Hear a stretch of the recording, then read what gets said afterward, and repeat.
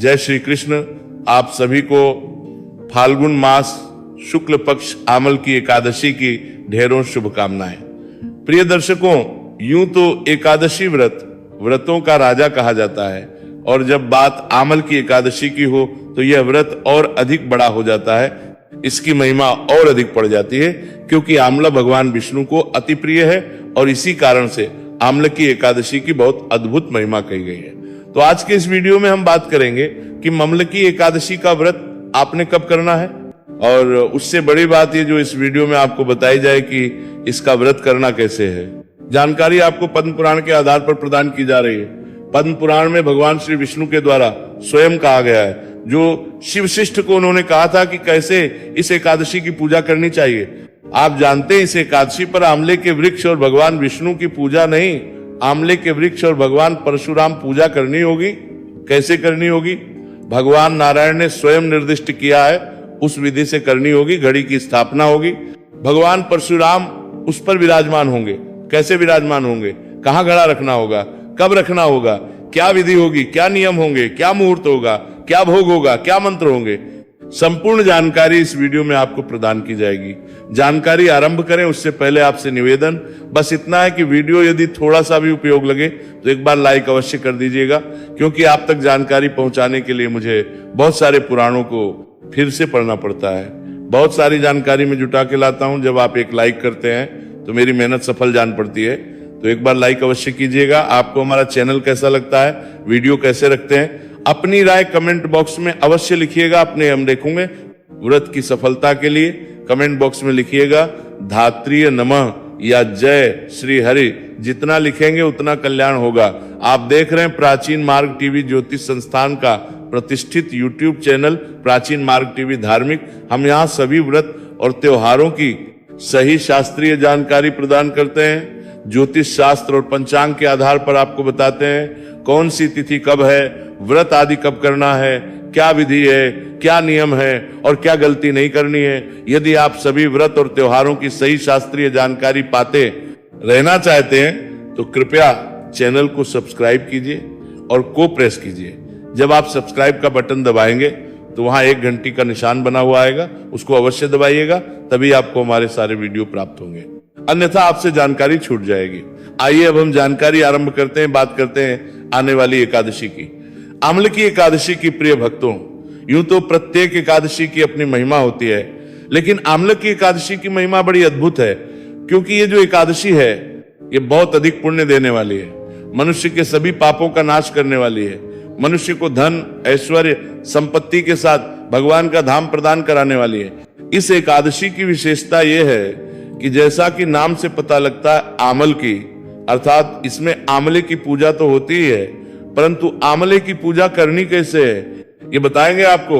और साथ ही आमले की पूजा के साथ आपको भगवान परशुराम की पूजा क्यों करनी है और कैसे करनी है। आप भी हैरान होंगे सुन के कि भाई एकादशी पर तो भगवान नारायण की ही पूजा होती है, ये भगवान परशुराम कहां से आ गए, क्यों करनी है भगवान परशुराम की पूजा और कैसे करनी है। और अगर परशुराम की पूजा होगी तो भगवान नारायण की पूजा कैसे होगी। आपके मन में प्रश्न उठ सकता है, पंडित जी ये क्या बात कर रहे हैं आप, कौन से पुराण में लिखा है, कहाँ लिखा है ये। तो देखिए पद्म पुराण उत्तराखंड में जहां सभी एकादशी का वर्णन आता है, केवल एक ही एकादशी नहीं, सभी एकादशियों का वर्णन पद्म पुराण के उत्तराखंड में ही है। और भगवान कृष्ण के द्वारा ये वृतांत महाराज युधिष्ठिर को सुनाया गया, और वशिष्ठ जी के निवेदन करने पर, ऋषियों के पूछने पर स्वयं नारायण ने उन्हें ये विधि बताई थी। तो आइए जानते हैं कि इस एकादशी का विधान क्या है, इस एकादशी के नियम क्या है, जो स्वयं भगवान नारायण के द्वारा बताए गए हैं। भगवान श्री कृष्ण महाराज युधिष्ठिर को वृतांत बताते हुए कहते हैं कि हे युधिष्ठिर, ये सभी वृतांत मानधाता के पूछने पर वशिष्ठ जी ने उन्हें सुनाया था, वही मैं तुम्हें बताता हूँ। आमले की जो है, आमलकी का विप्राय होता है। आंबले की जो उत्पत्ति है वो भगवान श्री हरि विष्णु के मुख से कही गई है। कहते हैं कि इसी कारण से ये जो आंबला वृक्ष है ये सभी देवताओं के लिए भी पूजनीय है, और इस वृक्ष में सभी देवताओं का वास होता है। शास्त्र कहते हैं कि ये सर्वश्रेष्ठ आमल के वृक्ष कहा गया है, और ये विष्णु को प्रिय है, और इसके स्मरण मात्र से, इसको याद कर लेने मात्र से ही गोदान का फल मिलता है, गोदान करने का फल प्राप्त हो जाता है। और यदि कोई इसको छू लेता है स्पर्श मात्र कर है तो उससे दुगना पुण्य प्राप्त होता है, और जो फल का भक्षण करता है अर्थात आंवले को खाता है उसे 3 गोदान का पुण्य प्राप्त होता है। इसीलिए सदा प्रयत्न पूर्वक आमलकी का सेवन करना चाहिए। यह सब पापों को हरने वाला वैष्णव वृक्ष कहा गया है। इसकी विशेषता यह है, कहते हैं बाशी वशिष्ठ कि हे इसके मूल में विष्णु, इसके ऊपर ब्रह्मा, स्कंद में परमेश्वर, भगवान रुद्र, शाखाओं में मुनि, टहनियों में देवता, पत्तों में वसु, फूलों में मरुदगण, फलों में समस्त प्रजापति वास करते हैं। आमल की सर्वदेव मई बताई गई है कि सभी देवों का इसमें वास है, सदा सभी देवता इसमें विराजमान रहते हैं। अतः विष्णु भक्त पुरुषों के लिए यह परम है, इसकी सदा और निश्चित रूप से पूजा की जानी चाहिए। अस्सियों ने उस आमल की वृक्ष के सामने खड़े होकर कहा कि हम लोग आपको क्या समझे, आप कौन है, देवता है या कोई और, हमें ठीक ठीक बताइए। तब आकाशवाणी हुई, और आकाशवाणी में कौन बोले?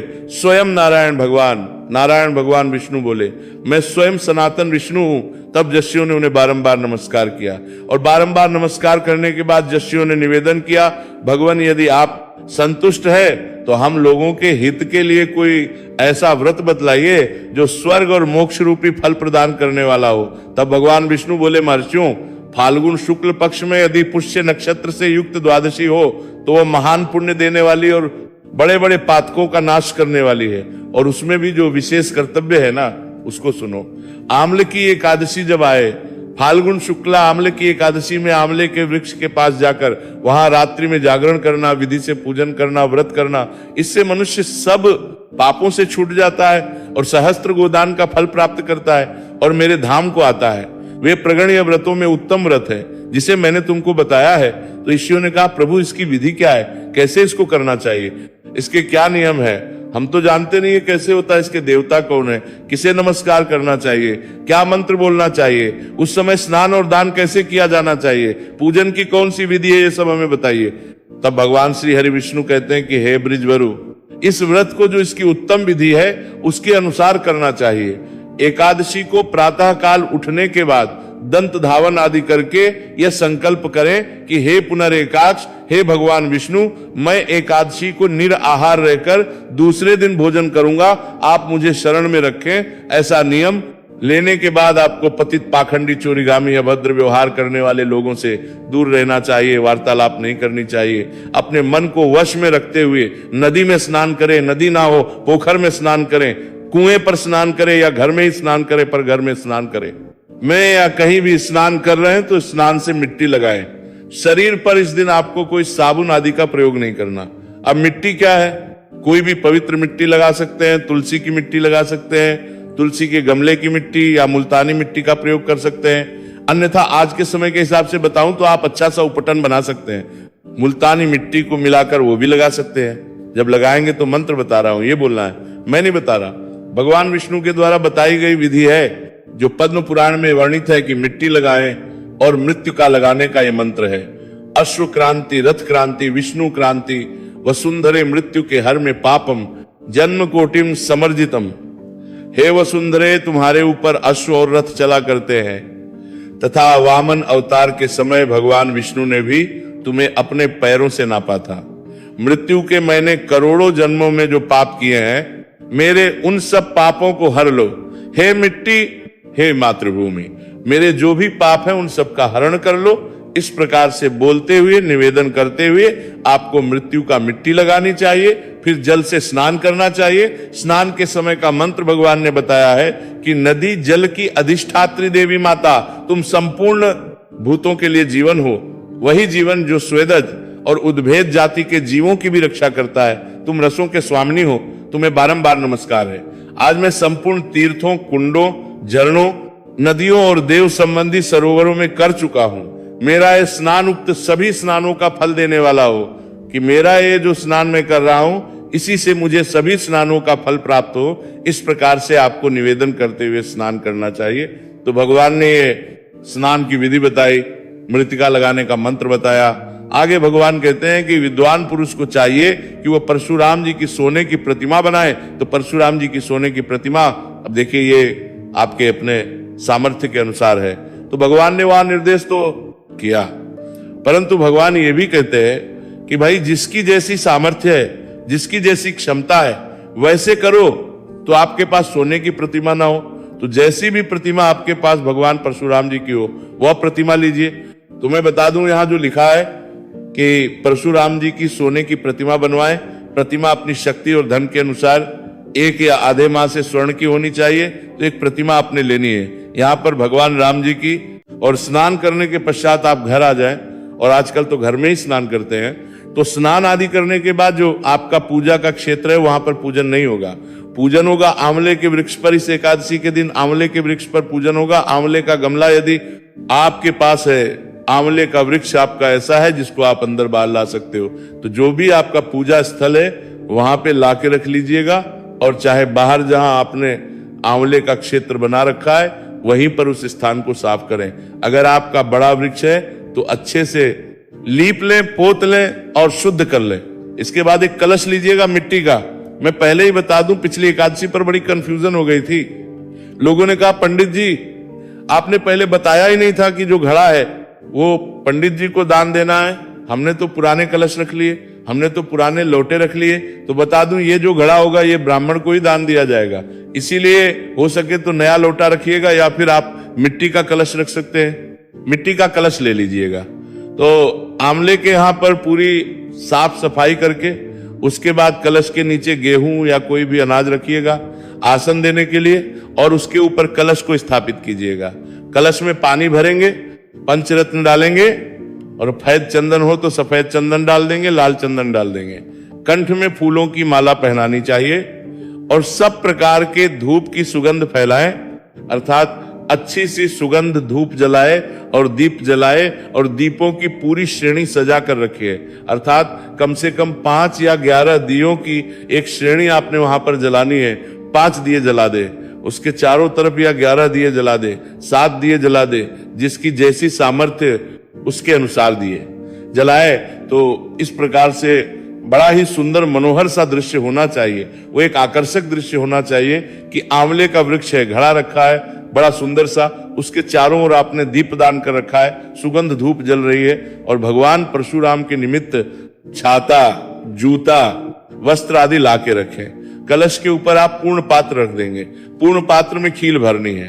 खीर आती है ना, कुछ लोग इनको दिव्य लाज कहते हैं कि दिव्य लाजों से भर दें, अर्थात खीलों से भर दें, और फिर उसके ऊपर भगवान परशुराम जी की स्थापना करें। जो भगवान परशुराम जी की मूर्ति है ना, अब वो उसके ऊपर रखी जाएगी। घड़ा, पूर्ण पात्र में खील, और उसके ऊपर परशुराम जी होंगे। और उसके बाद विधि विधान से भगवान परशुराम जी की पूजा करें। पूजा के लिए अनेकों मंत्र इसमें भगवान ने बताए हैं। वो मैं जब पूजा की विधि बताऊंगा, वहां अगर बताऊंगा तो आपको समझ भी आएगा। मैं अगर अभी यहाँ मंत्र बता भी दूंगा तो उसका कोई लाभ नहीं। जैसे कहते हैं कि विश्व काय नमः कहकर उनके चरणों की पूजा करें। विश्व रूप ने नमः से दोनों घुटनों की उग्राय, नमः से दोनों जांघों की दामोदराय, नमः से कटी भाग की यहाँ संकर्षणाय, नमः से उदर की और श्री वत्स धारणे, नमः से वक्षस्थल की चक्र ने, नमः से बाई बाह की और गधने, नमः से दाएं बाह की, वैकुंठाय नमः से कंठ की, यज्ञ मुखाय नमः से मुख की, और विशोक निधे नमः से नासिका की, वासुदेवाय नमः से नेत्रों की, और वामनाय नमः से ललाट की, सर्वात्मने नमः। इस मंत्र से संपूर्ण अंगों तथा मस्तक की पूजा करें। ये सभी मंत्र जो यहां लिखे हैं, प्रत्येक अंग की पूजा कैसे करनी है परशुराम जी के। फिर भगवान परशुराम को अर्घ्य प्रदान करेंगे। अर्घ्य का मंत्र क्या रहेगा? कहते हैं भगवान के नमस्ते देव देवेश, नमस्ते धारणीधर, नमस्ते सर्वनागेंद्र, नमस्ते पुरुषोत्तम हरे। हे देव देवेश्वर श्री विष्णु स्वरूप परशुराम जी, आपको नमस्कार है। नमस्कार है आंवले के फल के साथ दिया हुआ मेरा, ये अर्घ्य ग्रहण कीजिए। तो भगवान परशुराम को आंवले के फल के साथ आप अर्घ्य देंगे। प्यार से पूजन करना है। पूजन करके भगवान कहते हैं कि भक्ति युक्त चित्त से जागरण करें, नृत्य संगीत वाद्य आदि बजाकर रात्रि जागरण करें। और इस दिन आपको आंवले के वृक्ष की परिक्रमा अवश्य करनी चाहिए। आंवल के वृक्ष की परिक्रमा 108 करें तो बहुत कल्याणकारी है, अन्यथा इससे भी काम चला सकते हैं। तो इस प्रकार से आपने ये सभी कार्य एकादशी के दिन, आंवल की एकादशी के दिन करने हैं। सुबह स्नान से लेके और पूजन तक के, रात्रि घर तक के कार्य बता दिए। इस प्रकार से एकादशी का दिन व्यतीत होगा। जागरण करते हुए रात्रि को व्यतीत कीजिए और अगले दिन पुनः भगवान की पूजा करें और ब्राह्मण की पूजा करके कि सब सामग्री उसे निवेदन कर दें। जो भी सामग्री आपने भगवान को अर्पित की थी ना, पहले भगवान की विधि विधान से पूजा कीजिए। पारण के दिन पूजा करने के बाद संपूर्ण सामग्री आप उस ब्राह्मण को, जो भी ब्राह्मण आपने बुलाया है, उसको निवेदन कर दीजिए। क्या संपूर्ण सामग्री? परशुराम जी का जो कलश हमने रखा, वो 2 वस्त्र जो हमने बताए, वो जूता, छाता आदि जो भी वस्तुएं आप लाए हैं, वो सभी उस ब्राह्मण को दे देनी चाहिए। और ये भावना करें कि परशुराम जी के स्वरूप में भगवान विष्णु मुझ पर प्रसन्न हो। तत्पश्चात आमलकी का स्पर्श करके उसकी प्रदक्षिणा करें और स्नान करने के बाद विधि पूर्वक ब्राह्मणों को भोजन कराएं। उसके बाद आमलकी का स्पर्श अर्थात आंवले के वृक्ष का स्पर्श करें, उसकी परिक्रमा करें और फिर ब्राह्मणों को भोजन कराएं।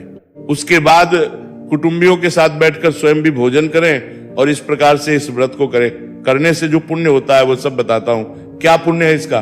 भगवान नारायण कहते हैं कि संपूर्ण तीर्थों के सेवन से जो पुण्य प्राप्त होता है तथा सब प्रकार के दान से जो फल मिलता है, सब उपयुक्त विधि के पालन से शुभ लाभ मिलता है और समस्त यज्ञों की अपेक्षा भी अधिक फल मिलता है, इसमें तनिक भी संदेह नहीं।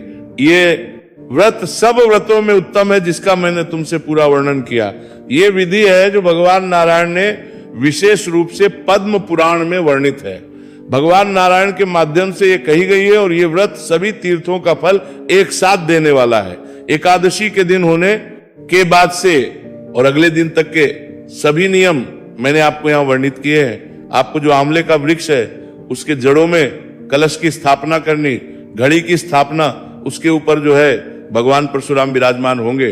बाकी मैं पूजा की विधि एक बार पूरे मंत्रों के साथ आपके लिए फिर से अपलोड करूंगा, जैसा मैं प्रत्येक एकादशी पर करता हूं। उस विधि से इसका पूजन करते जाइएगा।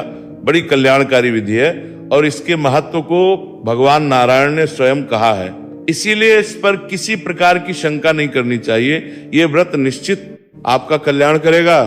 इसका पारण जो है अगले दिन किया जाता है। अब बात करते हैं कि जो व्रत है ये इस वर्ष 2026 में कब करना है, किस दिन है ये व्रत। और उससे पहले बता दूं आपको कि इसी एकादशी को रंग भरी एकादशी के नाम से भी जाना जाता है, परंतु रंग भरी एकादशी केवल उत्तर भारत प्रदेशों में ही जानी जाती है। शास्त्रों में इसका कहीं वर्णन नहीं है। रंग भरी के नाम से शास्त्रों में, पुराणों में इस एकादशी को अमल की एकादशी के नाम से ही जाना जाता है। हाँ, क्योंकि ये होली का समय होता है और एकादशी से ही 5 दिनों की होली आरंभ होती है, इसीलिए इसको रंग भरी एकादशी भी उत्तर भारत के कुछ प्रदेशों में कहा जाता है। बात करते हैं कि ये एकादशी है कब और इसका व्रत कब किया जाएगा। तो इस एकादशी तिथि की शुरुआत हो रही है 26 तारीख को रात्रि को 12:00 पर। जब 27 तारीख लग गई होगी तब इसकी शुरुआत होगी और 27 तारीख के रात्रि को 10:32 पर यह समाप्त हो जाएगी। ऐसे में 27 तारीख को सूर्य के मुख से एकादशी रहेगी और 27 तारीख को ही इस एकादशी का उत्तम व्रत किया जाएगा। सभी को 27 तारीख को ही व्रत करना है। दिन रहेगा शुक्रवार का 8:22 से और 11:20 तक का जो समय है ये पूजा के लिए उत्तम रहेगा। इसमें आप पूजा करें, कल्याणकारी रहेगा। प्रिय दर्शकों, थी जानकारी। एकादशी के विषय में अपनी राय कमेंट बॉक्स में अवश्य लिखते जाइएगा। चैनल पर नए हैं तो सब्सक्राइब करते जाइएगा, क्योंकि आप जानते हैं हम केवल ज्योतिष शास्त्र और पुराणों की बात करते हैं और वहीं से आपके लिए संपूर्ण शास्त्रीय जानकारी लेके आते हैं। भगवान नारायण सबका कल्याण करें। हरे कृष्ण।